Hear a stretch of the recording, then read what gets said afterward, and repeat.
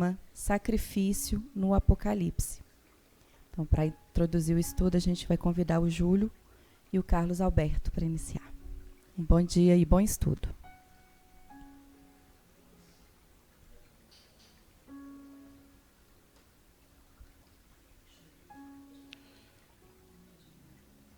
Bom dia, amigos, companheiros que nos acompanham pela Rede Amigo Espírita, pelo Facebook. Com alegria renovada que nos encontramos novamente para esse diálogo em torno de apontamentos importantes que a doutrina espírita traz acerca dos versículos enigmáticos do Apocalipse. A mensagem de Jesus, legada há 2000 anos atrás, praticamente, para os dias atuais, para o nosso entendimento, para a nossa transformação moral. Um enfoque que procuramos trazer, utilizando o sistema de estudo carinhosamente chamado por nós aqui em Minas de Mildinho, um estudo minucioso, em que nós conjugamos as revelações codificadas por Allan Kardec, as informações que a espiritualidade amiga nos endereçou, principalmente por Emmanuel. Não é isso, meu caro? Continua. E nós vamos abordar hoje, dentro ainda do capítulo 5, nós vamos hoje estudar com mais detalhes o versículo 6º.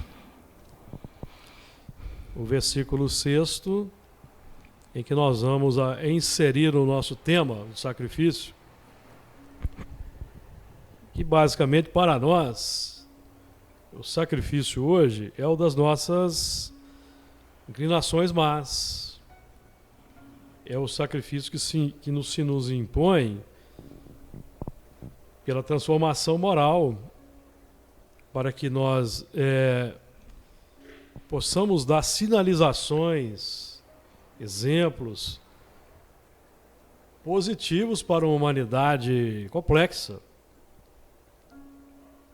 É isso, meu caro amigo Beto Costa. Bom dia. Bom dia. Bom dia a todos. Bom dia aos nossos... Bom dia, Bárbara. Que bom que você está aqui conosco hoje. Seja bem-vinda. Bom, gente, bom dia aos nossos amigos da Rede Amigo Espírita, a todos os companheiros internautas. É isso aí, meu amigo Júlio. Vamos trabalhar o tema hoje do sacrifício. Então, para iniciar a leitura, capítulo 5 do Apocalipse. Nós vamos ler até o versículo 6º, que é o objeto do trabalho de hoje. João Evangelista em Patmos escreve assim, primeiro versículo. E vi na destra do que estava sentado sobre o trono um livro escrito por dentro e por fora, selado com 7 selos. E vi um anjo forte, bradando com grande voz: quem é digno de abrir o livro e de desatar os seus selos? E ninguém no céu, nem na terra, nem debaixo da terra podia abrir o livro, nem olhar para ele. E eu chorava muito, porque ninguém fora achado digno de abrir o livro, nem de ler, nem de olhar para ele. E disse-me um dos anciãos: não chores. Eis aqui o leão da tribo de Judá, a raiz de Davi, que venceu para abrir o livro e desatar os seus 7 selos.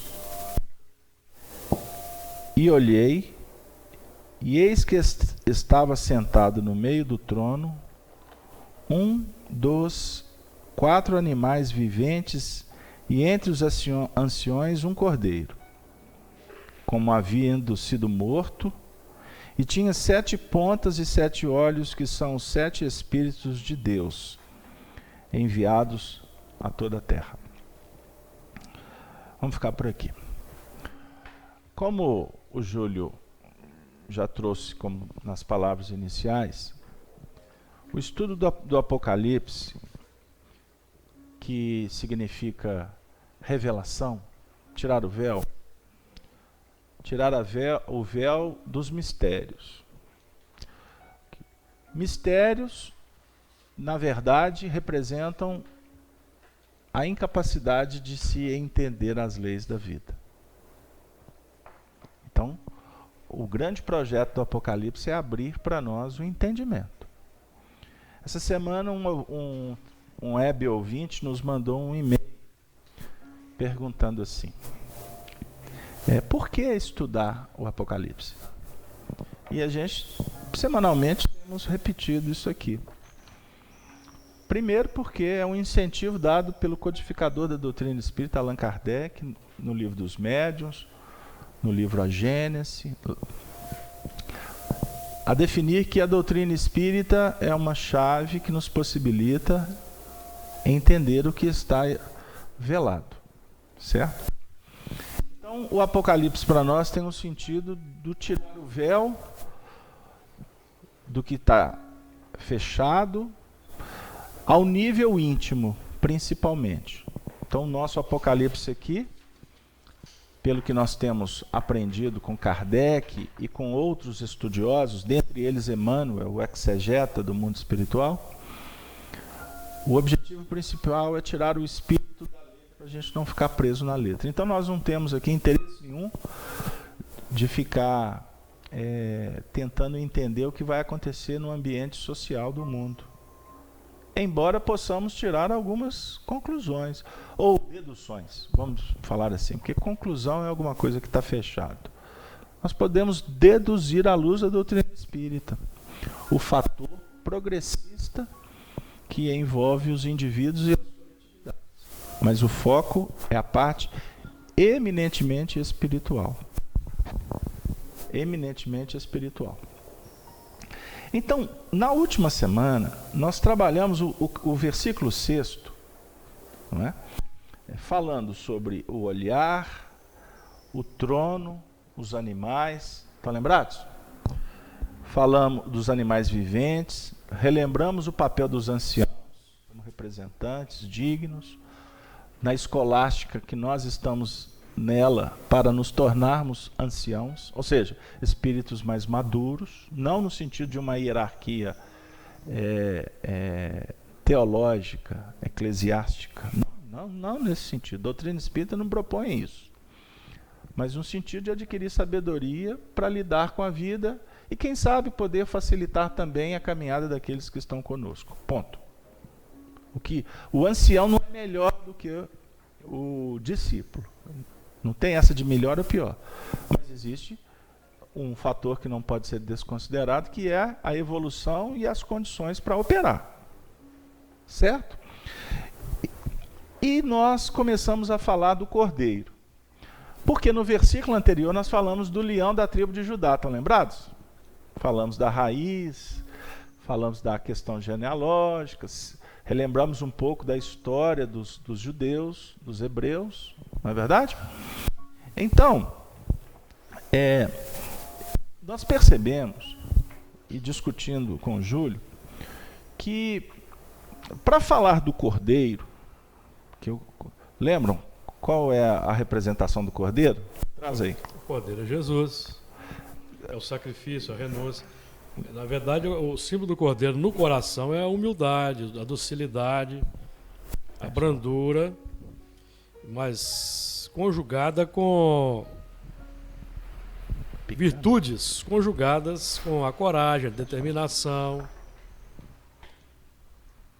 do leão, porque os símbolos são importantes no texto bíblico e nós precisamos conjugar. Puxa aqui para mim.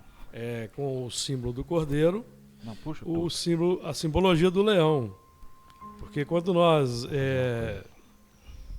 analisamos a extraordinária vida de Jesus, nós vamos notar que Jesus se empenhou com veemência e com determinação,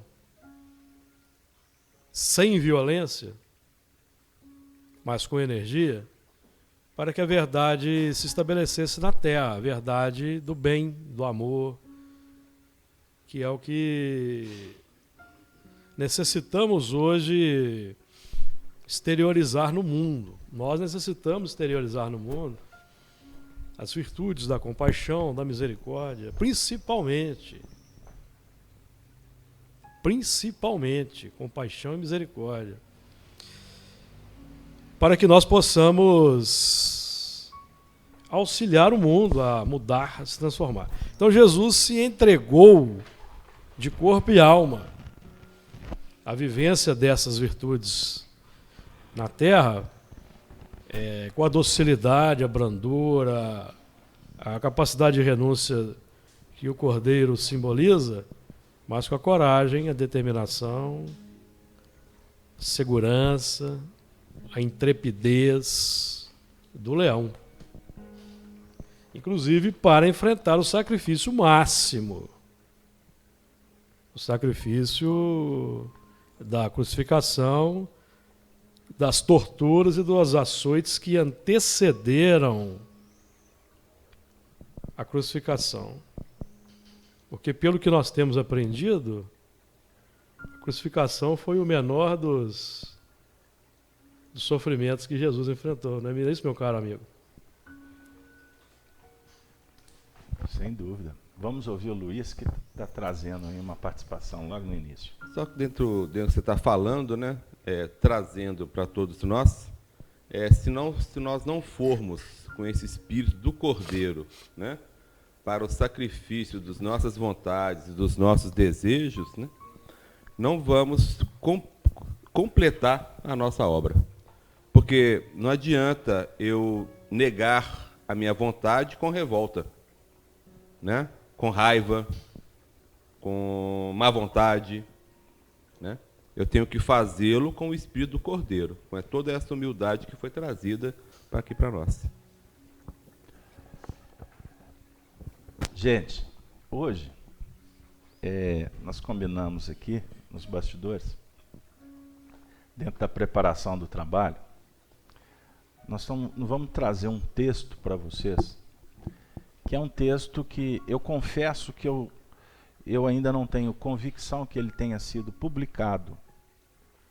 Ele foi uma entrevista que foi concedida pelo Chico Xavier a um grupo de espíritas da cidade de São Paulo, em 1988.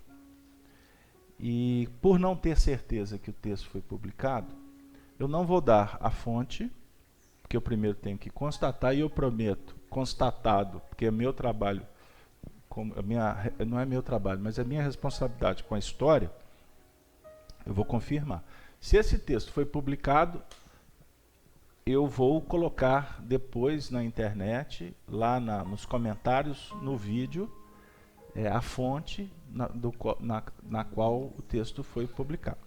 E também, por não ter certeza, eu não vou ler na íntegra esse texto, até para não legitimar a cópia e a reprodução sem os devidos créditos que nós temos a obrigação por lei de dar, porque é um trabalho que foi feito e ele precisa de ser protegido e honrado, certinho? Mas por outro lado... Onde foi a entrevista? Foi em Uberaba. Mas por outro lado, eu me senti na obrigação de trazer parte do texto, porque isso faz parte da história do Espiritismo. E vai que eu desencarno, eu perco esse papel. Então eu vou deixar parte dele aí e posteriormente me comprometo na Terra ou desencarnado a trazer depois o texto na íntegra e publicá-lo como texto também. E em outra oportunidade eu replico ele, eu reproduzo o texto através do áudio também, para facilitar aqueles que nós temos público que são cegos, né? Nós temos públicos dos mais variados, né? Então temos que atender a todo mundo. Então eu vou pedir paciência para vocês, mas eu acho que vale a pena a paciência para vocês acompanhar o que eu vou trazer. Está em primeira mão. O texto foi desenvolvido então a partir de uma entrevista em que o Chico veio falar um pouco sobre a fraternidade e ele acabou entrando na história da paixão do Cristo.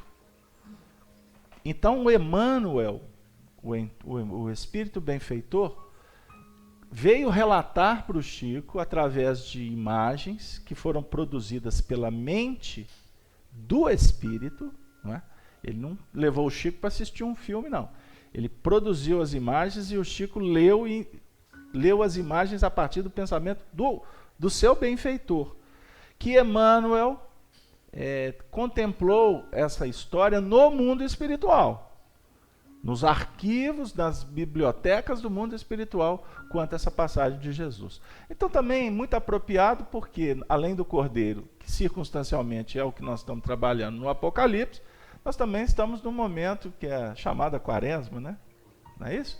No calendário cristão aqui, dos católicos, enfim, nós estamos no momento que precede a Páscoa, que vai redundar naquele momento complexo da história que foi a crucificação de Jesus. Bom, então o Chico, eu vou pular alguns trechos iniciais, onde o Chico fala que Jesus está em tudo para ele. Jesus é a referência da humanidade, não só em nível intelectual, histórico, mas Jesus é o referencial da humanidade em termos de sentimento.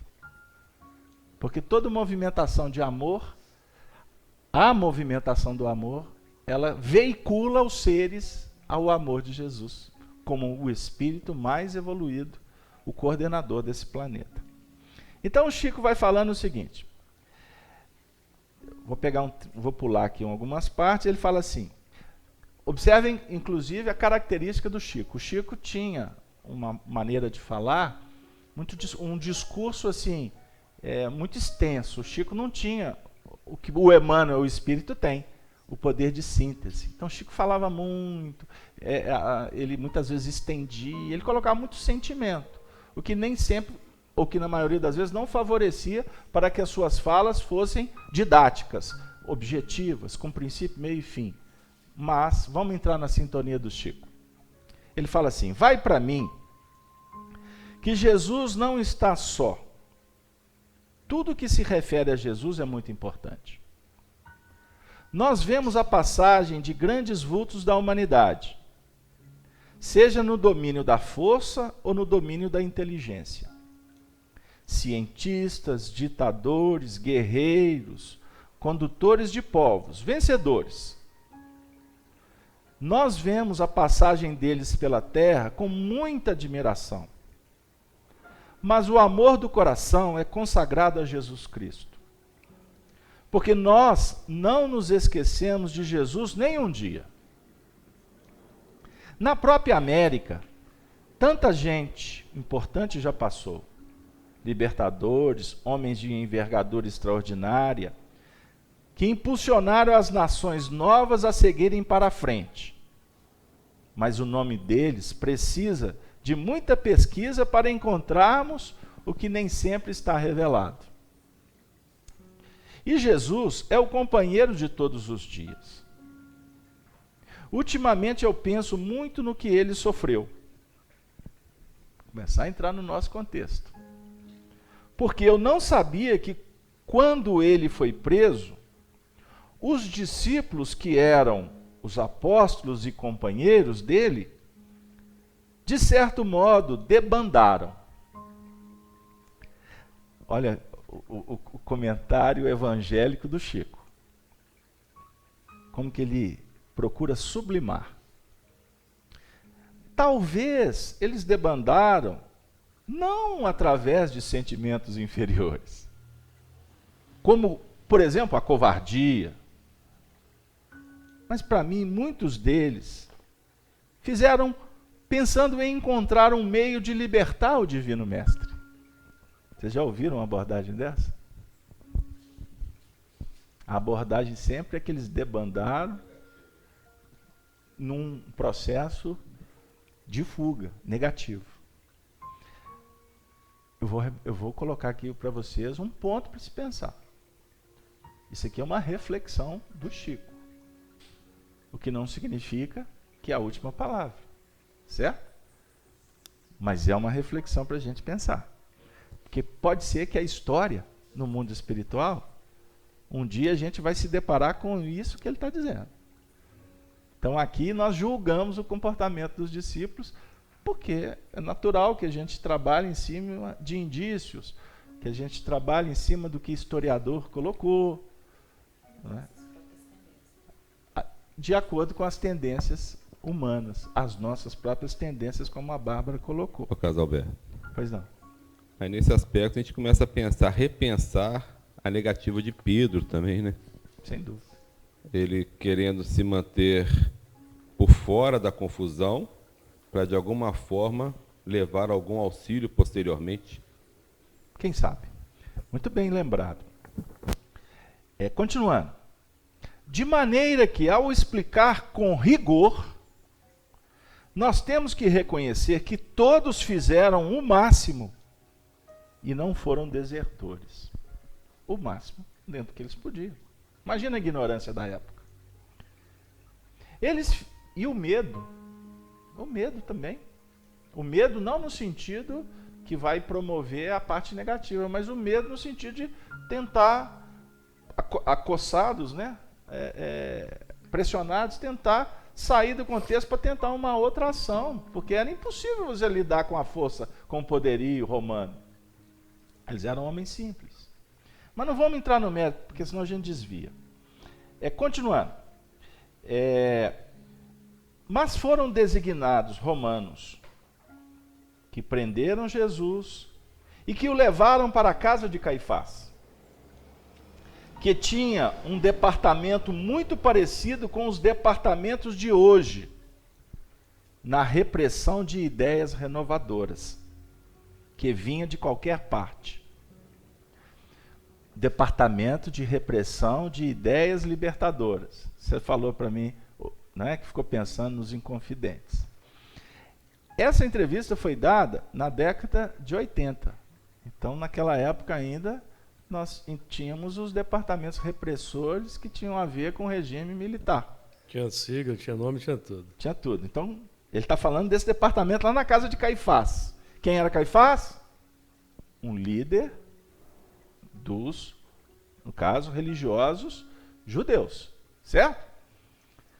Não vou citar nenhum departamento, porque nós falamos aqui de Jesus. E não nos podemos criar uma ideia negativa. Você falou da ideia negativa. Em nosso coração, contra aqueles que se esforçam por nos dar uma ordem permanente, com mais segurança e mais lealdade de uns para com os outros. Gente, estas falas do Chico, na época, elas foram contestadas pelos espíritas. Alguns falavam que o Chico era conivente com o regime militar. Não é? Mas nós vemos aí nas entrelinhas que não. Ele está dizendo... Ele está dando um recado aí nas entrelinhas. Ele está dando um recado. Ele está dando um recado. Olha, não vamos trabalhar esse assunto, porque o foco aqui é Jesus. Mas esses departamentos, repressores, etc., eles têm lá os seus objetivos. Nós não vamos entrar no mérito, mas eles estão tentando promover a segurança do povo. Ele não está respaldando? Não. Mas ele está falando das intenções. Ele está falando do contexto, que muitas vezes a gente acha que é negativo, mas pode ser positivo. Para aquele tempo, para aquele povo. Então você não olha a história sem se envolver na história e observar o contexto da história. E você não vê a história de 1 ano ou de 10 anos. Você vê a história de um século. É assim que se analisa a história. Desculpe, viu, gente? Eu estou me alongando, mas esses comentários são pertinentes. Às vezes, sentimos que os homens representativos a quem nos ligamos estão menos fortes ou menos empenhados à libertação e à paz da nossa comunidade. Mas eu creio que não é assim. Eles fazem muita força para acertarem e chegam a ser quase mártires de gabinete, criticados pela maioria dos seus contemporâneos. E nós devemos apreciar, acima de tudo, a nobreza de espírito de responsabilidade com que eles atenderam ao chamado, aos cargos e aos encargos, e enfim. Você vê como é que o Chico alonga. Ah, mas eu queria que ele falasse de Jesus. Ele vai falar agora. E eu estou pulando um trecho grande, tá? Para não cansá-los. Mas conduzindo Jesus à casa de Caifás, ou conduzido, né? Foram nomeados, não sei, se 10 ou 12 romanos, de muita força. E a véspera da crucificação foi para Jesus algo de martírio que nós podemos imaginar, mas não conhecemos inteiramente. Agora que ele está colocando, ele está fazendo uma afirmativa. Nós podemos imaginar, mas não conhecemos inteiramente. Quer dizer, o mundo espiritual tem a história na sua pujança, no seu detalhamento. Então, por isso é que a gente tem que tomar muito cuidado, muito cuidado. Hoje em dia, né, com tanta informação, a gente bate muito nisso. Cuidado, porque você está vendo só um lado da coisa. Existem muitas vertentes, existem muitos painéis. Voltando. Se a gente não sabe quase nada da história, hein? O que essa história de Jesus pode nos reservar? Inclusive por um lado, a espiritualidade não coloca fardos pesados em ombros que não podem carregar. Então tem um lado positivo até de não sabermos tudo.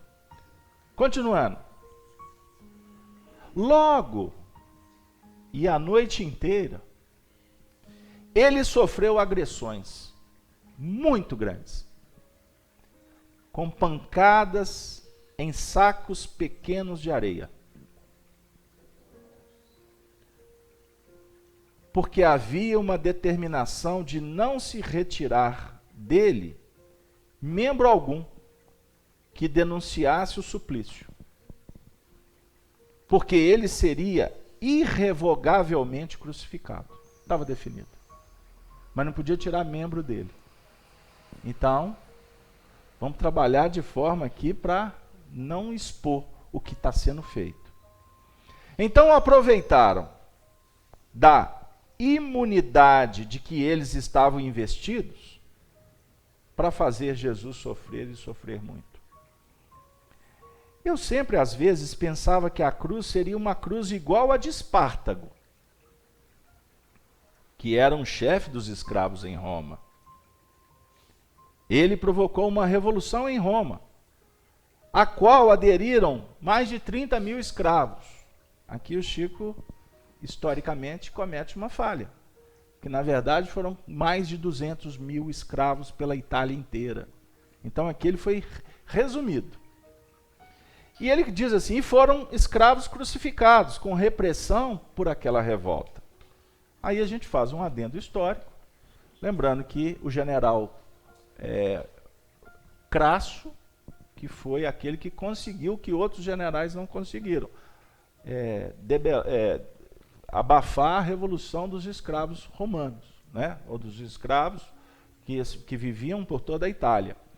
E aí a gente lembra o fato que mais de 5 mil destes prisioneiros foram crucificados por toda a Via Ápia, ou seja, a entrada da cidade de Roma, para ficar como exemplo para que os escravos não se insurgissem novamente. Então o Chico está dizendo que achava que a cruz de Jesus era igual à cruz de Espartaco. Mas não era. Não era a cruz de um revolucionário. Quando ele saiu da casa de Caifás para ser entregue às autoridades, depois de todo aquele processo de tortura, que no caso ele seria entregue a Pilatos, e Antipas e outros homens ilustres da época, ele saiu cambaleando de dor, porque bateram-lhe nas pernas, curraram-lhe, de curral, né? Curraram-lhe os ombros, o ventre. As pancadas de saco de areia desinstalaram todas as vísceras. Foi uma coisa horrível. Eu não sabia. Isso me foi mostrado numa visão. numa visão. Ou seja, foi mostrado para ele num processo de clarividência. Continua a narrativa. Começaram a bater nele meia hora depois da prisão, com o assentimento do chefe, que era Caifás. Aqueles homens troncudos, fortes, enormes, deram-lhe muitos pescoções no rosto, bateram nele por todos os modos. Quando ele saiu cambaleando. A verdade é tão profunda nesse sentido que ele, quando tomou a cruz, ressalto, ele não deixou a cruz cair, mas mostrava passos muito vacilantes. Pois é, porque ele sentia dores horríveis, algumas delas acompanhadas de hemorragias muito sérias, mormente internas. Eu perguntava, continua Chico Xavier, a mim mesmo, a crucificação foi de pouco tempo para ocasionar aquela morte? Ou foram alguns minutos, ou no máximo de 1 ou 2 horas? A crucificação não é para trazer a morte em tão pouco tempo. A criatura é desfixada. Tiram-lhe os cravos dos pés e das mãos. As pernas são quebradas. E a pessoa está viva, como um doente nosso. Por exemplo, que está com um problema de hemorragia interna ou num estado de pré-coma. Mas numa situação dolorosa, como foi a de Jesus, ele foi liquidado de uma forma muito rápida. Por quê? Por tudo que aconteceu durante a noite inteira com ele. Pensando bem, vendo os textos no Novo Testamento, nós vemos que a partida de Cristo foi muito rápida. Aquela morte foi muito para nós. Desceram-no, não sabia. Ele não tinha túmulo. Como é que o Chico vai falando? Ele parece que ele vai falando picado, né? Porque na verdade, ele vai falando, ele vai vendo as cenas, aí muitas vezes as frases ficam até desconexas. Mas na verdade a gente está vendo o contexto. José de Arimateia é que cedeu o túmulo da sua própria família para que Jesus fosse sepultado ali. Isso é histórico. E o túmulo ainda está como era. Eu vi o retrato há pouco tempo. O túmulo da família Arimateia continua o mesmo. Se houve alguma modificação, foi alguma modificação de tijolo, problema de raspação de parede, mas continua o mesmo. E ele foi posto no túmulo. Quando apareceu a Maria de Magdala, ele disse: não me toques, porque ainda não fui ao Pai que está nos céus.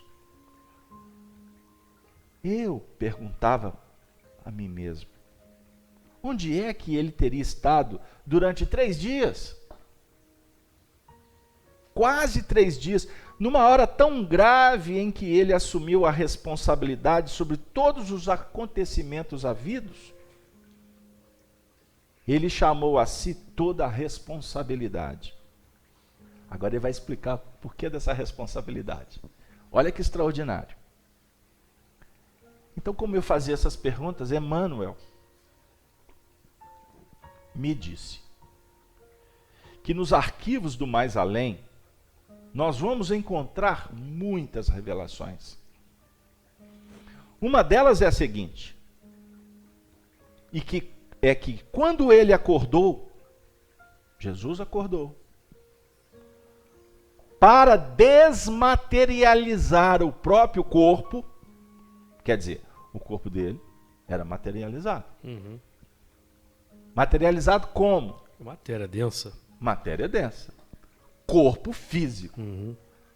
Porque se não fosse corpo físico, ele não sofreria o que ele sofreu.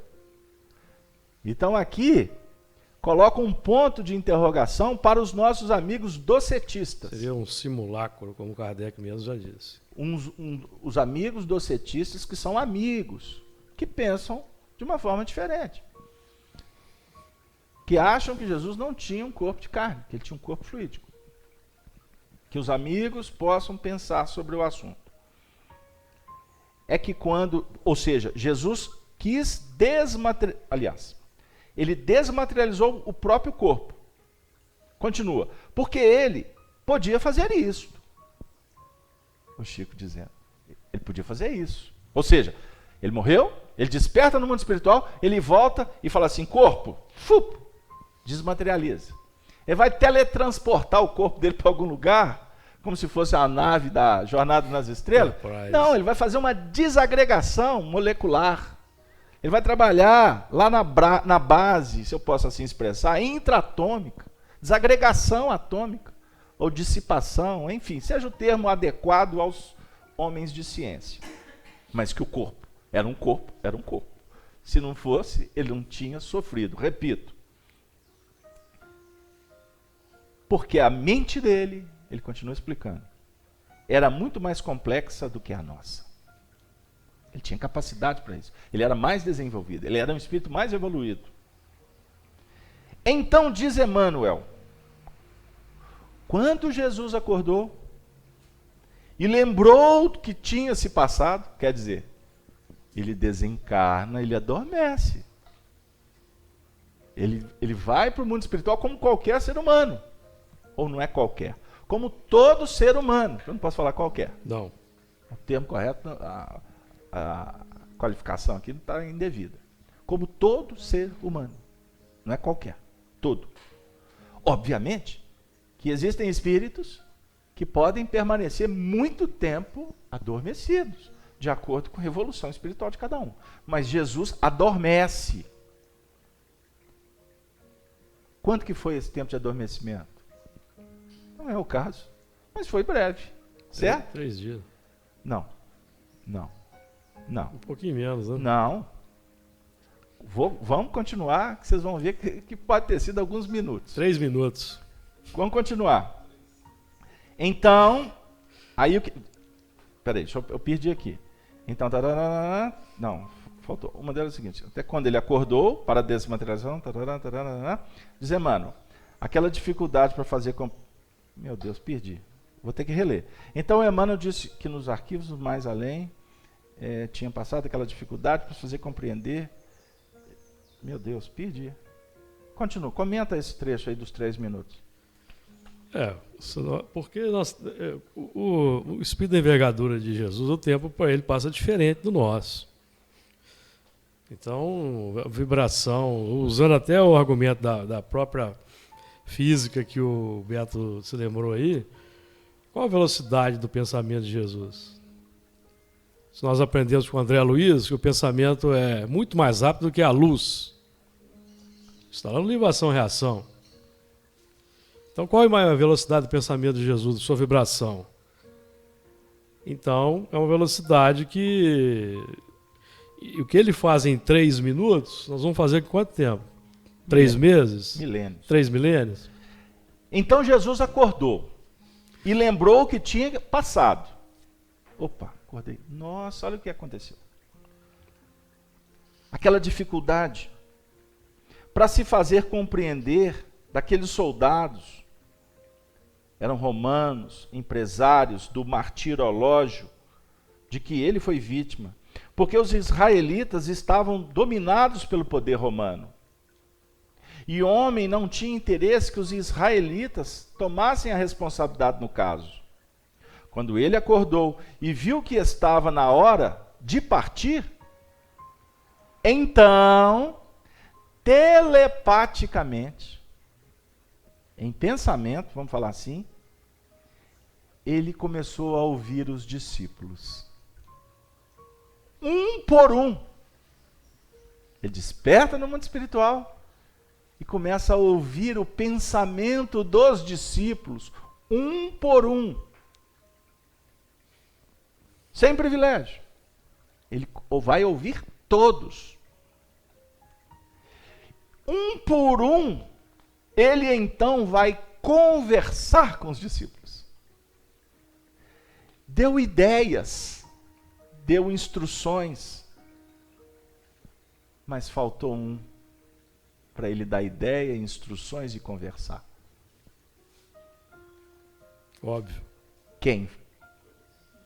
Judas, que não tinha a mente preparada para assimilar qualquer pensamento ou mensagem dele.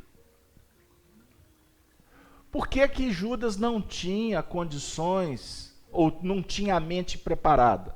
Porque ele era um espírito, vamos dizer, inferior aos outros discípulos? Não. Porque Judas estava numa condição espiritual de despreparo. Ele houvera tirado a própria vida. Então o que Jesus fez? Ele procurou então por Judas e viu que Judas estava no subsolo. Olha o termo que o Chico usa. Subsolo. Ou seja, Judas estava em camadas, em regiões, em dimensões espirituais inferiores, junto com espíritos que estavam naquela mesma condição de sofrimento. Aí o Chico diz assim, numa situação desesperadora. Porque a dor de cabeça, ele se enforcou, não foi? A dor de cabeça, a cabeça pendente, não o deixava dormir de modo algum. O desespero e o remorso não permitiam que ele repousasse. Aí o entrevistador perguntou para o Chico, ele tinha se enforcado mesmo, como narra a história humana?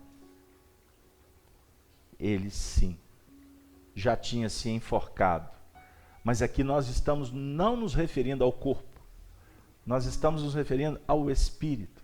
O corpo já tinha ficado na terra, mas o espírito no mundo espiritual continuava ainda com a cabeça pendente, com dor de cabeça, com desespero, ou seja, fixado no ato final que promoveu a sua desencarnação, de uma forma desesperada. Então Jesus pediu, nós vamos estudar isso quando a gente chegar no mundo espiritual. Então Jesus pediu que queria ver Judas. Ele pediu para uma instância superior. Né? Ele pediu para uma instância superior. Certinho? Então isso é um assunto muito extraordinário para a gente conversar. Porque a gente tem uma tendência a personalizar as hierarquias. E isso até é tema de discussão no meio espírita. Porque é como se nós, espíritas da atualidade, em função de ranços religiosos, nós queremos criar hierarquia na Terra e também no mundo espiritual para falar que existe superior e inferior. E isso é contestado por alguns que acham que não tem hierarquia, que nós somos livres, pensadores, e que a gente faz o que a gente quiser, que a gente vai para onde que nós temos condição de ir, ponto final. E não é isso que nós aprendemos com a codificação espírita. A partir de Kardec, a partir do ensino dos espíritos, existem ordenações, existe, sim, projeções de um planejamento que nós estamos longe de entender. E aqui, se Jesus pede, partindo do princípio que o Chico esteja correto, que o Chico pode ter. Jesus pediu em prece, ele tinha autoridade. Eu não vou entrar no mérito, que isso polemiza, mas isso nos faz pensar. Então, doutrina espírita é para lhe ter pensamento de liberdade. Aqui nós poderíamos subentender que pediu para Deus. Que ele faz um pedido para uma instância superior. Porque ele queria ver Judas antes de seguir adiante. Ele não quebra a hierarquia. Então existe um planejamento, ele tinha que seguir adiante, mas ele pede. Eu preciso de ver Judas. É lógico que ele ia ter autorização, mas é um ato de humildade, é um ato de bondade, é um ato de amor. E é um ato que está sendo estudado aqui agora. Quantos séculos depois nós estamos tendo essas informações? Então, em vez dele subir, isso é simbólico, tá? Ascender entrar em regiões mais elevadas, mais sublimadas, o que acontece? Ele desce. Não estava no subsolo? Isso é simbólico, tá? Não tem alto e baixo. Isso é simbólico. Ele desce. Aí ele vai citar um fato histórico. Tanto que, abre aspas, o credo da igreja, dos patriarcas católicos, fala assim: no terceiro dia, desceu aos infernos. Um dado. O credo, um dia eu venho aqui fazer um estudo sobre o credo. O credo vem da ideia de crer, né? De crer. O credo foi aprovado no Concílio de Nicéia pelo imperador Constantino, para tentar unificar os cristãos da época, porque eles discutiam exatamente a questão da natureza do corpo de Jesus. Eles discutiam isto aqui. Então, para vocês verem como que essa polêmica ela é muito mais séria, profunda e extensa do que se imagina. Que a gente falasse, não, Jesus não tinha um corpo fluídico, Jesus tinha um corpo de carne. Isso é uma discussão que foi... milenar já. E houveram muitas guerras. Então, aí se instituiu, creio em Deus Pai, Todo-Poderoso, Criador do céu e da terra, creio em Jesus Cristo, seu único Filho, nasceu da Virgem Maria. Virgem Maria, isso atendia a um grupo, os nicenos, né? Aqueles que fomentaram o Concílio de Nicéia. E padeceu sob Pôncio Pilatos, morreu, foi crucificado, desceu à mansão dos mortos. Aí já atendia os arianos, aos discípulos de Ário, aqueles que não acreditavam, não criam que Jesus era Deus. Então, para vocês terem uma ideia, numa oração que é chamada credo, esse credo, em alguns pontos, ele atende um grupo, em outros ele atende outro grupo. Quer dizer, existia um problema de interpretação lá atrás. Continuando. Mas o que nos importa? Tem um trecho lá que está correto. Isso foi inspirado. No terceiro dia, ele desce à mansão dos mortos. Uhum. Por que ele desceu à mansão dos mortos? Vem o Chico explicar. Ele desceu para colocar a cabeça de Judas no colo. Olha que símbolo. Retirar a dor do companheiro e dar a ele, de novo, a bênção do sono. Gente, está ficando extenso, mas eu posso continuar? Pode. Está cansando? Não. Forma nenhuma. O texto é longo, mas eu estou fazendo aqui, estou sendo instrumento para um fato histórico, para o movimento espírita. Sem nenhuma pretensão de estarmos participando disso, mas com a responsabilidade por estar promovendo, porque existe uma autorização do mundo espiritual, como nós discutimos aqui anteriormente. Continuando. Então, depois que ele viu Judas dormir, quer dizer, ele desce, né? Ele desce, coloca Judas no colo. Olha que bonito. Isso é narrativa de uma alma sensível. Isso é narrativa de uma mãe. O Chico, aqui, não estou falando o corpo do Chico, mas o espírito maternal do médium para descrever dessa forma. O Judas estava com a cabeça pendente, ele não dormia, ele estava desesperado. Então Jesus desce para colocar a cabeça de um filho no colo. Pai faz isso ou mãe faz isso? Pai faz também. Mas vocês entenderam o símbolo? Captaram? Então, depois que ele viu Judas dormir, é que ele foi para o jardim e respirar da natureza. Ele vai respirar da natureza. Mas ele já era espírito, ele precisava de respirar. O corpo, o perispírito, ainda era o perispírito terreno. Estava materializado ainda. Aquele ar mais puro foi quando ele se encontrou com Maria de Magdala, levando flores. Aí nós vamos pular essa parte. Aí tem a tratativa que Maria pergunta se ele é o jardineiro. Eu vou pular. Claro, senão, claro. Né, porque aí já é uma parte histórica que todos nós conhecemos. E o Chico poeticamente diz que esse momento é o momento da anunciação da ressurreição. De uma forma alegre. Foi quando os discípulos resolveram ir no túmulo para ver o corpo. Ele volta ao assunto do corpo. E já não viram mais nada, porque ele tinha retomado tudo o que era dele e tinha partido. Ele retomou o que era dele, ou seja, o corpo. Então o corpo ainda existia. O corpo ainda existia. Então ele retoma o corpo e para partir. Mas ele não quis partir sem auxiliar. Ao cordeiro aí. Aquele que foi sempre considerado por nós, os cristãos, como traidor. Ele não podia partir sem cuidar daquele que nós o consideramos como traidor. Aí fizeram uma pergunta, né? Mas será que a nossa postura é a mesma? Aí o Chico falou assim, não pode ser. Nós não podemos considerar ele um traidor. Aí o Chico fala, ainda bem, né?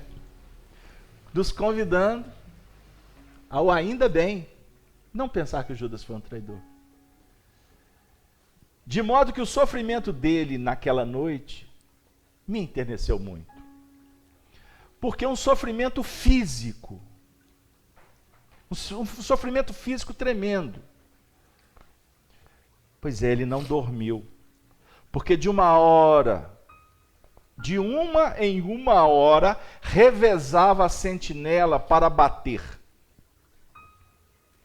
Não era só para velar, ou seja, ver se ele estava lá, né? Não. Foi para bater. Por isso, amigos, eu quero dizer que eu vi tudo isso pela vidência. Eu fiquei muitos dias pensando sobre esse acontecimento na minha visão espiritual. Mas ele diz assim, olha a humildade do Chico. Isso aqui é o Arnaldo Rocha, que conviveu intimamente por tantos anos com o Chico, sempre apontava. Olha a humildade do Chico. Ele podia falar assim, eu tive uma vidência, eu acessei a biblioteca do mundo espiritual, vi tudo. Ele está falando eu. Olha a vaidade. Não, olha como o Chico fala. Mas não foi uma visão autêntica. Não foi uma visão direta. Autêntica no sentido, eu não fui lá assistir a realidade. Não foi assim. Foi uma visão do pensamento de Emmanuel, que estava ciente do assunto.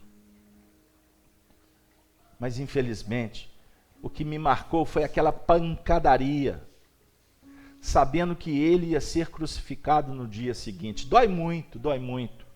Quando a gente pensa numa pessoa que é batida por instrumento silencioso, como sacos pequenos com areia no fundo para deslocar o pulmão, o coração. Gente, deslocou tudo por dentro. Emmanuel me mostrou. E tanto quando Pilatos perguntou para ele o que é a verdade, então Emmanuel me disse que Jesus pensou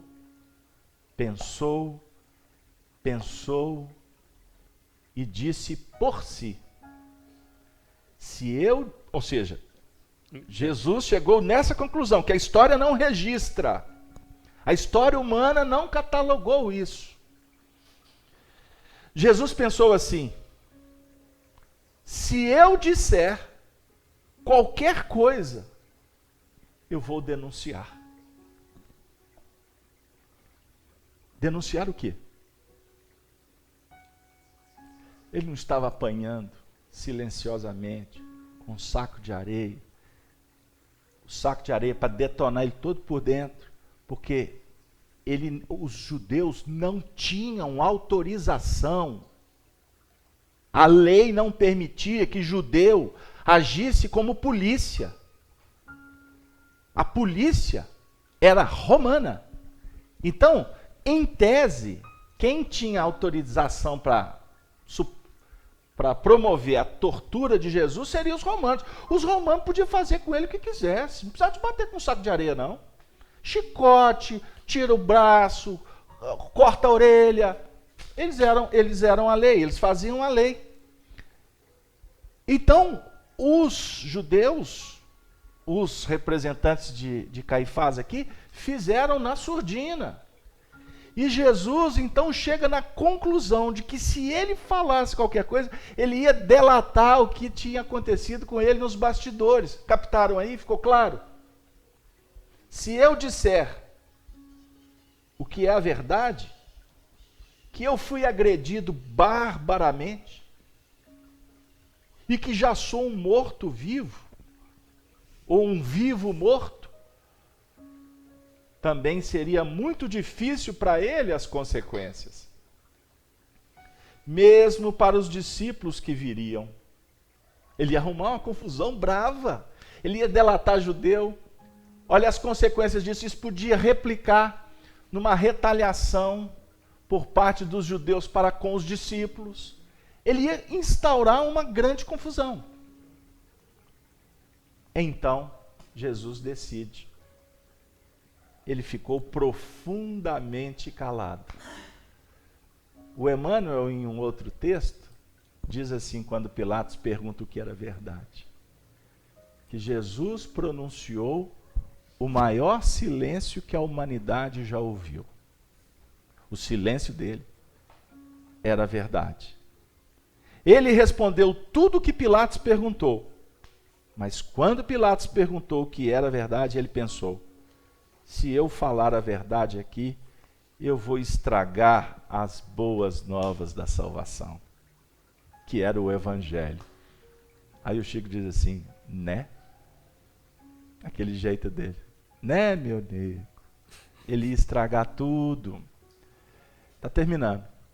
Então eu penso que a crucificação foi o menor dos suplícios dele. Foi o que eu disse. Você falou isso. No início. Talvez inspirado por alguém, né? A crucificação foi o menor dos suplícios. Porque ele era obrigado a receber aquelas pancadas, se ajoelhar, continuar orando e não responder nada. Os insultos foram os piores. Alguns chegaram ali puxar os cabelos, puxavam até arrebentar, mas ele não disse palavra. E tudo isso foi a noite inteira. Agora, quando ele tomou a cruz, ele cambaleava. Mas cambaleava de dor e não era pela cruz. Porque ele estava se sentindo propriamente, a bem dizer, quase morto. Preparem, apertem os cintos. Não está acabando nada. Mas ele foi segurando, sem deixar a cruz cair. Outro dia, um amigo me disse: Chico, eu lendo o Novo Testamento, eu descobri verdade, que nós cristãos raramente pensamos nela. Que Jesus, no trajeto para o Calvário, cambaleando, não deixou a cruz cair uma única vez. E os soldados romanos, com toda a crueldade de que se revestiam, chegaram a buscar Simão de Cirene, o sirineu, para ajudá-lo a carregar.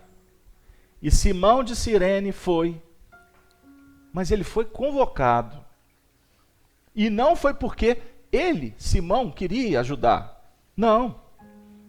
Os soldados romanos fizeram-no ir, então ele ajudou, até mais ou menos a chegada no Calvário. Mas quando ele, Jesus, se entregou para ser desvestido da túnica, preparem agora a cena que ela é forte. Que ele se entregou, que eles iam tirar a túnica dele. Eles tinham posto nele, a pedido do próprio Jesus, para se resguardar as feridas que gotejavam muito sangue naquela parte tão delicada. Ainda eu penso que todos esses nomes passam, estão passando, mas Jesus é sempre Jesus, não há mudança. Eu pulei aqui sem querer. Ele se entregou para ser desvestido da túnica, que eles tinham posto nele, a pedido dele, ele se encontrava com uma tanga que pudesse não só guardar o decoro, olha o Chico, o decoro, quanto a personalidade dele. Mas essa tanga tinha o objetivo de resguardar as feridas que gotejavam muito sangue naquela parte tão delicada. Então Jesus, de uma certa forma, queria esconder o gotejamento de sangue.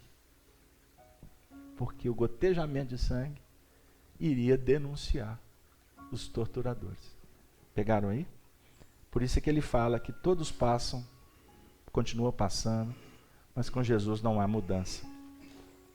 Paulo de Tarso nos disse, Jesus Cristo foi, ele empregava a palavra Salvador. Foi o Salvador ontem, hoje, amanhã e para sempre. Se não me engano, é na carta aos Hebreus, ao Chico. Mas quando se fala em Jesus, é interessante lembrar essa agressão. Essa violência que foi usada para com ele. Sendo que ele podia se furtar aquilo tudo. Ele podia se desmaterializar e sair da companhia daqueles verdugos. Podia? Podia. Ele não fez isso no templo, quando tentaram prendê-lo, ou apedrejá-lo em um determinado momento, ele se desmaterializou. Por isso é que, inclusive, se apoiam para falar que tinha um corpo jurídico, mas não é exatamente isso. Ele podia ter feito isso, mas não. Ele preferiu aguentar tudo, como uma pessoa comum. Ele não era. Aguentar como outros haviam aguentado, naquele mesmo quarto de prisão, coisas terríveis, e ele sabia. Então ele não quis se parecer diferente daqueles que tinham sido vítimas antes dele. Ele é parceiro dos que estavam sendo torturados lá. Ele podia ter saído? Podia. Mas daí ele não estaria sendo honesto com os outros prisioneiros que estavam sendo torturados lá. Ele foi parceiro de pessoas em tese desconhecidas. Porque não existe amor maior do que dar a vida pelo seu irmão. Isso está no Evangelho de João, no capítulo 15. E é irmão, se você conhece ou não conhece, é irmão. Isso é solidariedade profunda. Agora está acabando mesmo.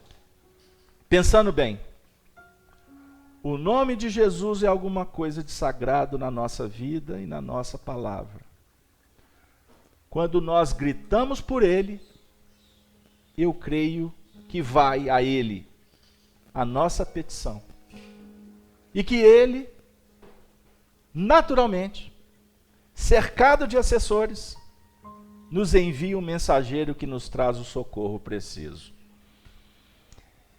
E, infelizmente, nós temos ainda intérpretes da letra no Espiritismo que questionam a questão da prece, da intercessão dos espíritos em favor dos necessitados. Que julgam que a evolução é apenas um mecanismo que se dá ao nível íntimo ou para outros num contato do espírito com Deus, que não precisa de intermediários. Nós respeitamos todos os pensamentos, porque graças a Deus somos espíritos livres. Mas dentre optar por estas teorias e seguir, por exemplo, uma expressão carinhosa, sentimental, de um discípulo de um espírito da envergadura de Emmanuel, e aqui eu me refiro a Chico Xavier, eu fico com Chico. Eu particularmente, aqui eu não tenho autoridade para falar em nome de ninguém, eu também fico com Emmanuel. Porque até hoje eu não vi Emmanuel contradizer, em momento algum, Kardec. Inclusive abro até reflexões para dizer que eu prefiro acreditar que na obra de Emmanuel há interpolações. Muito provavelmente. Porque aqueles pontos que para alguns são antidoutrinários ou anti-kardecianos, alguns, porque outros é interpretação, com todo respeito, equivocada. Mas existem algumas coisas lá que realmente nos fazem assim. Mas a gente sabe que tem um filtro mediúnico, mas que existe também interpolações. erros, gráfica, editores. Então, eu prefiro seguir Jesus e dizer assim: analise a árvore pelos seus frutos. E os frutos legados por Chico Xavier e por Emmanuel são inquestionáveis, porque eles nos aproximam do Evangelho. E o último parágrafo, para me interromper essa extensa descrição, diz assim: eu tenho para mim que ele sempre nos socorre. Mas quanto mais tempo eu vivo, mais eu tenho dó estudando os textos, mais eu noto a grandeza dele. Não se discute o problema da fisiologia, no caso de Cristo. Não se discute. O que é impressionante é nós podermos estudar a atitude do mestre. Discutir fisiologia é perda de tempo. O Chico fala: vamos discutir as atitudes do mestre, porque nós somos também açoitados, não é? Nós somos açoitados, não somos? Uns, vem agora o Chico Xavier, mineirinho de Pedro Leopoldo, uns pelo reumatismo, outros pela hepatite, pela diabetes, outros pelo câncer, não é? Outros pela amante angina, não é? Nós também somos aceitados, não somos? Ninguém fala assim: valei-me Getúlio Vargas, valei-me Che Guevara. Ninguém fala isso. O Chico é demais. Aí ele quebra, aí ele faz o povo sorrir depois daquela saravaida toda de informação. Ninguém fala assim: valei-me, citando qualquer ídolo que nós cultuamos agora, né? Ninguém fala: valei-me Chico Xavier no meio espírita, valei-me Divaldo Franco. Alguém fala, não é? Todo mundo fala: Jesus compadece de mim. A gente sente necessidade porque há um laço entre ele e nós. Existe um laço. Para quem acredita ou quem não acredita, existe um laço, existe um vínculo espiritual. É um laço que nós vamos considerar com mais profundeza e com mais propriedade depois da nossa desencarnação. Porque há legiões contrárias ao Cristo, assim. Mas eles tiveram toda a oportunidade, mas não quiseram aproveitar. E isso é muito sério. Porque fraternidade é um veículo que reúne todas as pessoas ligadas a Jesus. Se elas aceitarem Jesus segundo os reformistas, como os católicos, etc., todas serão bem-aventuradas. Porque o importante é que Jesus está à frente. É tão importante o que eu estou tentando dizer, que eu vou trazer aqui uma fala do Frei Bartolomeu, que era arcebispo de Braga, em Portugal. Ele foi convidado a ser até cardeal, mas não aceitou nem o título de arcebispo. Ele falou que preferia ser o Frei Bartolomeu de Gusmão. Num discurso dentro da própria igreja, ele disse que a tarefa de Jesus, o apostolado de Jesus, era tão importante, era tão sublime perante os céus, que isso deveria começar por ele mesmo, com os deveres apenas de padre. Que os homens haviam de entender e por isso se unirem em torno do sagrado propósito do Evangelho. Embora os homens insistam em se reunir para tentar destruir, amaldiçoar, açoitar em nome de Jesus. Com intolerância, com imprudência, com vaidades, com presunções, nós insistimos em virar as costas para aquele que deu tudo por nós.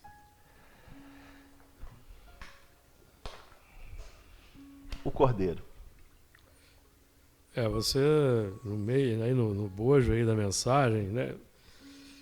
E olhei, e eis que estava no meio do trono e dos 4 animais viventes, e entre os anciãos um cordeiro, como havendo sido morto.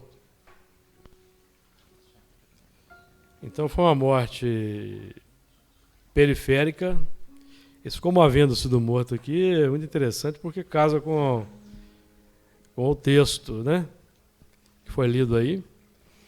Foi um homicídio periférico, um homicídio a tentativa de eliminar uma ideia, mas uma ideia que ela se impõe pela virtude. Porque Jesus se impôs como divisor de águas na história, a semelhança até de Sócrates, né, que é um divisor de águas na filosofia. E Kardec considerava Sócrates o precursor da ideia cristã do cristianismo, mas ele se posicionou como um divisor de águas pela virtude, pela atitude perante principalmente compaixão, que eu gosto muito de frisar essa virtude da compaixão, porque eu que navego muito pelas redes sociais, o Facebook, eu não vejo compaixão na boca dos espíritas quando tecem comentários sobre esse ou aquele personagem em evidência no cenário político. Eu não vejo compaixão nos corações dos próprios espíritas, que em tese somos os trabalhadores da última hora, mas nós não temos agido como multiplicadores das virtudes, né?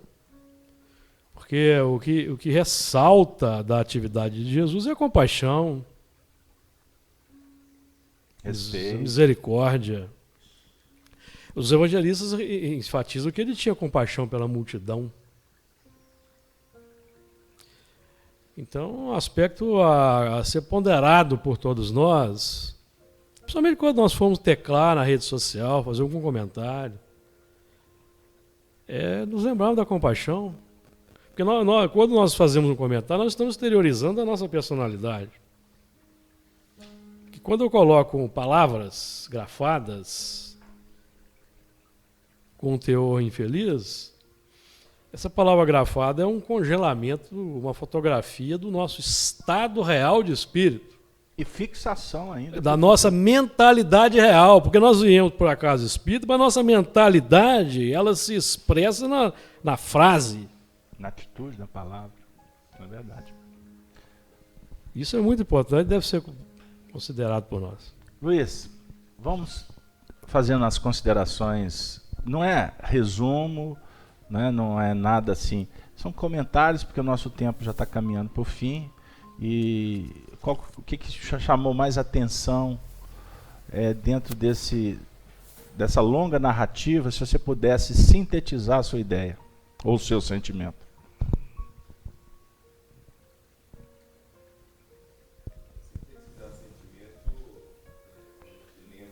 Tá ligado? A gente compartilha o mesmo sentimento que o Chico teve, né? De lembrar a nossa grande dívida, né? Débito com Jesus, entre aspas, né? Porque ele como diz assim, se Jesus é muito importante e fundamental para nós, nós também somos para ele. Porque é assim que funciona a justiça de Deus, né? O superior, entre aspas, depende do inferior. Sem isso, nada existe, né? Essa hierarquia que foi falada, eu entendo como uma hierarquia moral. É muito difícil nós nós ainda humanos, pensarmos em hierarquia, porque ainda a nossa hierarquia ela é sob pressão, é sob domínio, é fazer prevalecer o que eu sou sobre o outro. Então, ainda é uma hierarquia de dominação e não uma hierarquia de moral, de conquista, né? O cordeiro, ele está claro, né, que esse cordeiro aqui é Jesus, né? Tem referências falando disso, tem Isaías 53:7, que fala o cordeiro que se dá ao sacrifício, né? Então tem várias coisas falando de Jesus, né? E é como o Júlio falou, ele aparentemente estava morto, mas a história mostrou que ele não morreu. E nós estamos aqui confirmando isso, né? Jesus não morreu, embora muitas vezes o matamos durante o dia, muitas vezes com as nossas atitudes, com os nossos pensamentos, né? Então, nós o matamos. Porém, ele ressuscita. Ele volta quando a gente entende o erro que cometemos, reparamos o débito e voltamos a agir, né? Porque ele vai estar sempre fazendo com a gente o que ele fez com Judas. Ele volta, pega a minha cabeça, coloca no lugar e eu volto a seguir o caminho dele. Muito bem. Me passa aqui, por favor. Nós vamos pedir a Regina. Regina, faça alguma... dentro... O que mais te chamou a atenção, de uma forma resumida, como o Luiz colocou? O que você sentiu que te tocou, que você poderia dividir conosco nesse momento conclusivo, que a gente percebe aqui, que é um momento muito especial para tantos corações que estão nos seus lares, para nós que estamos aqui no ambiente, inclusive recebendo a presença de espíritos amigos, alguns envolvidos com a história, alguns estudiosos que nos amparam para divulgar esta mensagem, e outros que realmente representam o Senhor, levando para cada coração de nós, dos que estão em casa, a paz do nosso próprio Mestre. Por favor. Pode falar. O Verbo se fez carne, né? Uhum. Então ele mostrou para todos nós que é possível, que nós também podemos, Aqui, ó. né? Você citou, Porque você citou. ele se humanizou. Lê lá. Quer dizer, ele mostrou para a gente que nós podemos. Apesar de toda dor, de todo sofrimento que ele teve, para nos mostrar que é possível, nós podemos sofrer, nós podemos penar, mas a gente vai conseguir, nós vamos chegar lá. Hebreus 13:8. Muito bem. Bárbara. Bárbara, a nossa representante ou a representante dos amigos do chat. Gente, hoje o chat bombou, literalmente, ainda mais com tanta informação nova, com tanta essa colocação de Chico levantou dentro de nós, e me incluo junto com o pessoal do chat, muitas indagações, muitas críticas mesmo, assim, de perceber, nossa, será que a gente pensou a vida inteira dessa forma? Tem uma outra forma de pensar, de ver essa situação? Acho que a gente tem muita necessidade de aproximar os apóstolos da nossa realidade. Então, não, eles erraram. Então, essa crítica foi muito bacana. Teve uma discussão muito interessante, tanto no YouTube como no Facebook. Vou agradecer as participações, a Marinalva do Rio, Paulo Ottoni também do Rio, que estava pelo Facebook, Lucimara Rangel, Eliane Gomes de Moraes. Eliane Gomes de Moraes lembrou que na sua colocação do credo, né, que Jesus não desce no terceiro dia, só fala que ele vai à mansão dos mortos, mas ele não é no terceiro dia. O terceiro dia ele sobe aos céus. Ela ficou assim, não, tem que falar isso, tudo bem, tá retificado, tá? Muito bem, obrigado. É porque a gente fala rápido, né? E relembrar, nós estamos buscando informações de, bota aí 1.800 anos. E também lembrar que o que foi colocado aqui não foi 3 dias ele no subsolo, como o Chico colocou. Ele mostrou que ele fez outras coisas, ele conversou com cada apóstolo. Então, quem pegou só um pedacinho no final, a gente vê tudo que vale a pena. E a Amália Guimarães, também lá da Bahia, também participou bastante. Então, a gente agradece a todos. Eu não consegui, lógico, com esse texto maravilhoso, fazer interferências no estudo, mas eu acredito que trouxe muitas reflexões que a gente consiga trabalhar dentro da gente e lembrar quem que é o nosso mestre, né? Lembrar sempre disso. Muito bem. Primeiramente, é importante, né, a participação do pessoal, nós agradecemos, e lembrar de uma coisa, né, quando a gente traz uma expressão, quando a gente traz um depoimento, quando a gente traz uma leitura, o objetivo sempre é estar construindo e não destruir, né? Então, por exemplo, você pode, numa rapidez de raciocínio, trazer uma informação, ela pode estar deturpada em algum ponto, mas a gente procurar entender qual que é o conteúdo moral que é o mais importante. Porque senão, vocês sabem, eu procuro ser muito cuidadoso com a parte de fonte, de autores. Isso tem a ver com historiador, com a historiografia. Eu não sou historiador formado, mas sou por convicção. Então eu concordo e assino embaixo sobre essa questão de estar prestando atenção nos pequenos detalhes, não é? Ainda mais quem é virginiano, né? Bom, contam isso por aí. Então, no caso, é importante, mas o que é mais importante em termos de doutrina espírita é a gente procurar penetrar no estudo e observar que na doutrina espírita nós temos alguns pontos ou princípios que são fundamentais. Deus é um princípio que nós estudamos na doutrina, né? Jesus, o Espírito, o Perispírito, o fluido cósmico universal, a mediunidade, a influência dos espíritos, a reencarnação, a desencarnação. São 15 princípios que foram muito bem organizados aqui em Belo Horizonte, lá na década de 60. Porque nós vamos achar os princípios básicos ali no Livro dos Espíritos. Kardec coloca 6 ou 7 princípios básicos, eles foram desdobrados. Mas, ou seja, princípio doutrinário a gente não discute, a gente estuda.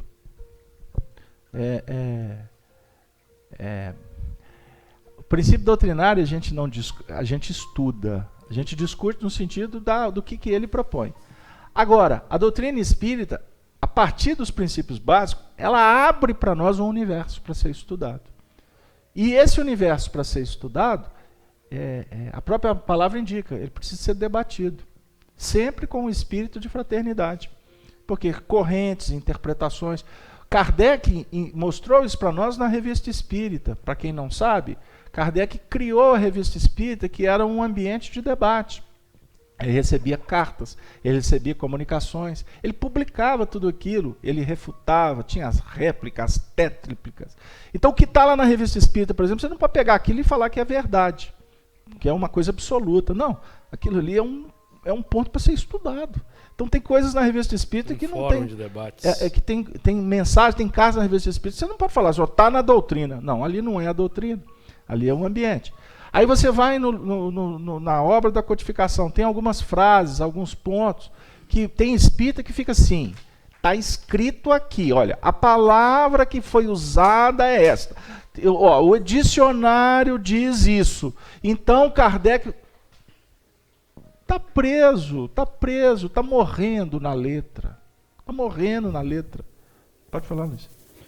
Só para aproveitar que você está falando sobre isso, alertar a todos nós que Obras Póstumas é uma obra que não foi escrita por Kardec. Sim. Foi trazido documentos, então cabe a isso também, essa atenção quando formos ler essa obra, né, de nos atentarmos, Sim. né? Porque ali não é como Gênesis, não é como o Evangelho segundo o Espiritismo, que são textos já passados pela peneira e o Kardec escreve aquilo. Né? Obras póstumas são textos recolhidos que poderiam ainda estar necessitando desse crivo. Sem dúvida.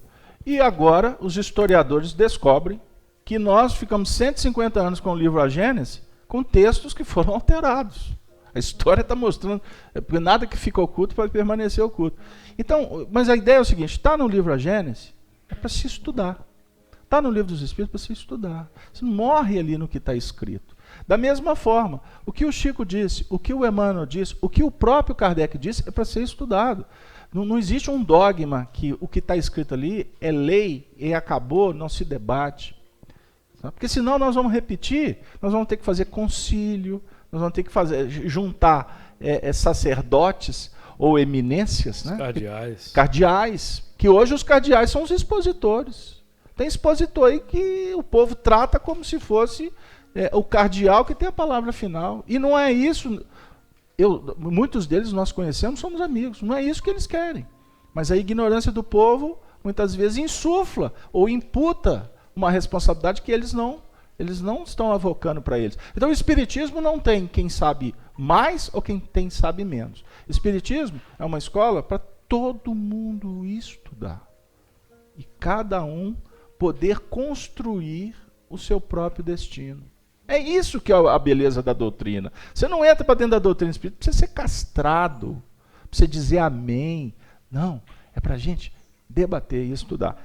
Por isso que algumas falas do Chico, que eu tenho certeza que algumas pessoas vão parar o vídeo, vão coletar, vão transcrever. E foi por isso que eu fiz questão de não ler o texto todo, pulei muita coisa, foi de propósito, porque, como eu disse, mandaram aqui para mim um pedido da fonte do texto que nós trabalhamos. Então, lá no início do programa, do estudo, eu fui cuidadoso em dizer, não citarei a fonte, porque eu não tenho certeza, eu vou levantar isso nos alfarrábios, né, nos históricos, e depois eu vou colocar uma nota de rodapé em algum lugar de onde foi a fonte. Se esse texto, essa entrevista não foi publicada, eu me responsabilizo a publicar num livro que virá a lume, se Deus quiser, em breve. Eu vou colocar lá como um texto na sua totalidade, porque é um material de um valor espetacular, extraordinário, inclusive para nos chamar a atenção a essa condição do Cordeiro. Aquele que, no dizer de Emmanuel, veio ao mundo para nos amar e o amor dele ainda não é reconhecido, e, portanto, nós não o amamos profundamente, porque nós o negamos, nós o traímos e nós o torturamos.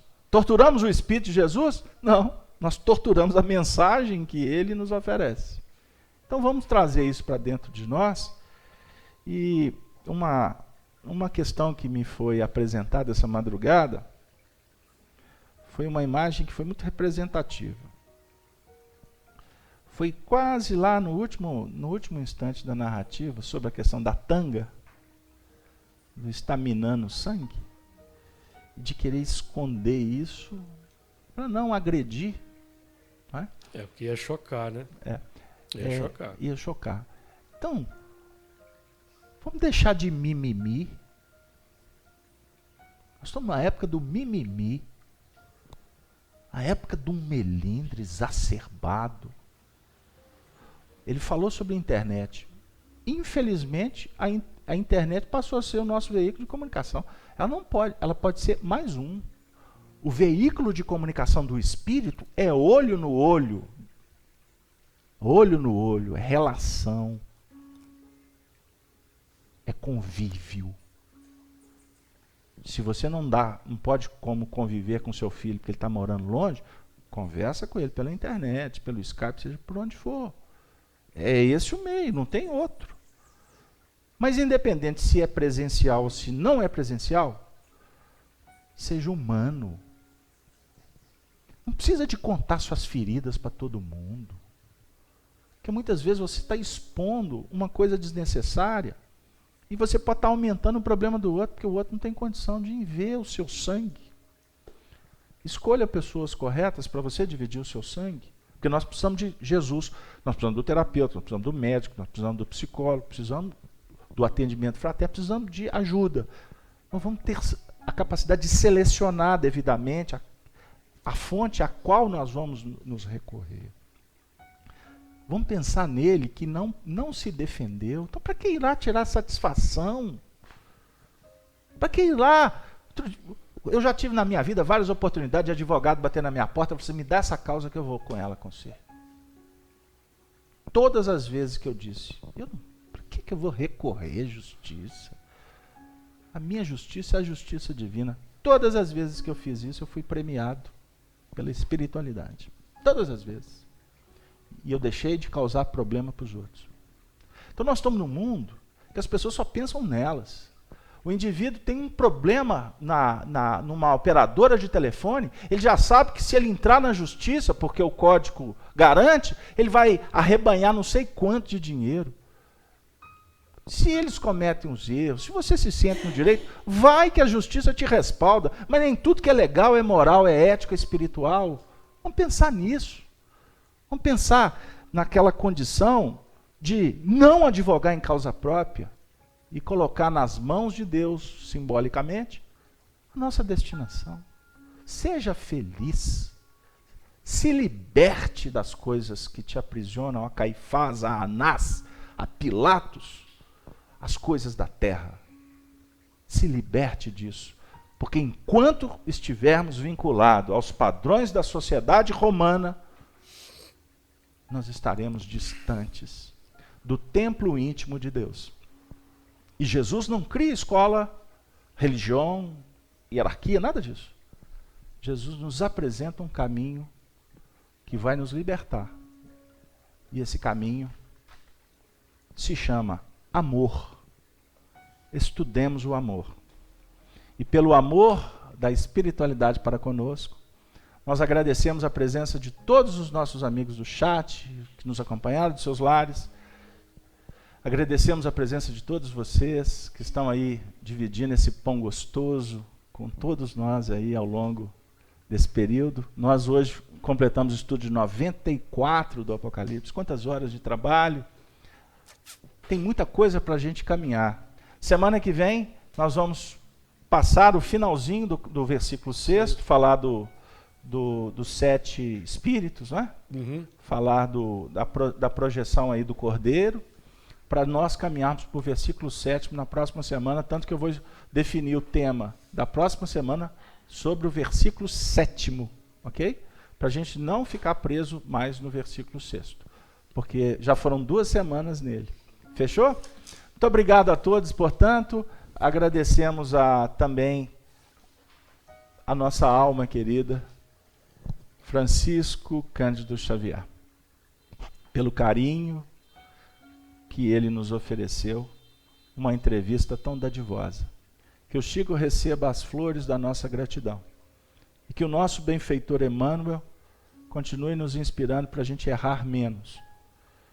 E para que Allan Kardec, o patrono espiritual dessa casa, continue nos abraçando e nos convidando para estudar essa doutrina maravilhosa que cada vez mais nos aproxima do nosso mestre, amado Jesus. Nós terminamos então pedindo ao amigo Júlio que faça a prece final por nós. Mestre Jesus, agradecemos pela oportunidade, pelo ensejo de